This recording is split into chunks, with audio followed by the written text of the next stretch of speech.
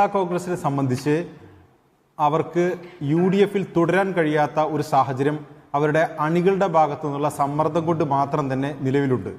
ഒപ്പം തന്നെ അവരുടെ ജില്ലാ നേതാക്കളിൽ ബഹുഭൂരിപക്ഷവും തങ്ങൾ UDFിനൊപ്പം പോകുന്നു എന്ന ഒരു നിലപാടിലാണ് ഉള്ളത്. അവർ അക്കാര്യം തുറന്നു പറയാൻ അവർക്ക് മടിയൊന്നുമില്ല. പക്ഷെ അവർ മാധ്യമങ്ങളോട് അങ്ങനെ പരസ്യമായി പ്രതികരിക്കുന്നില്ല എന്ന് മാത്രം.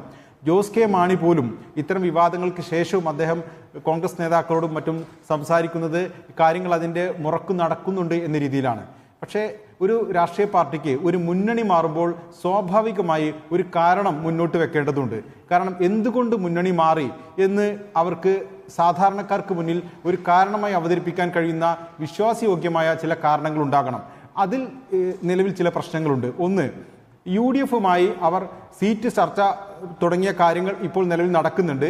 അതിനകത്ത് പക്ഷേ ഒരു വ്യക്തമായ ധാരണ, ഒരു പാക്കേജ് ഇതുവരെയും രൂപപ്പെടുത്താൻ കഴിഞ്ഞിട്ടില്ല.